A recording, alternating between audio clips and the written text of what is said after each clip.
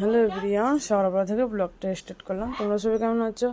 আশা করি ভালো আছো। আমিও মোটামুটি আছি তোমাদের ভালোবাসে। তো আজকে হচ্ছে বৃহস্পতিবার। আজকে আমি ঠাকুরকে কি কি খেতে দিয়েছি, কেমনভাবে পুজো করেছি সেটা তোমাদের দেখাবো। চলো, প্রথমেই দেখাই। এই হচ্ছে লক্ষ্মী মা, ঠিক আছে?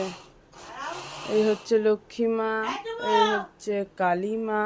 কালী মায়ের আজকে কলায় আছে রজনীগন্ধা মালা, ঠিক আছে? এই দেখো রজনীগন্ধা মালা, কালী মা।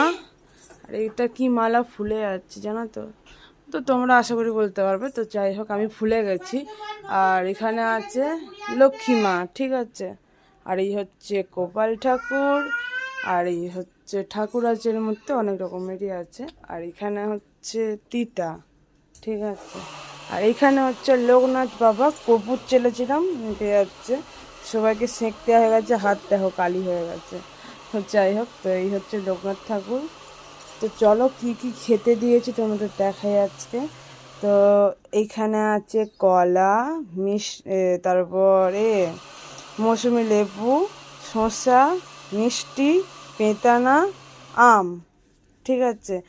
আম, বেদানা, মিষ্টি, শসা, লেবু আর হচ্ছে কলা, ঠিক আছে? এই হচ্ছে ঠাকুরের খাবার আজকে দিয়েছি। আজকে কেন বৃহস্পতিবার, বৃহস্পতিবার বলে সেই জন্য ফল দিয়েছি আজকে, ঠিক আছে? অবশ্যই কমেন্টে জানিও কেমন হয়েছে আমার পুজো করা, ঠিক আছে? আমার পুজো করা কমপ্লিট।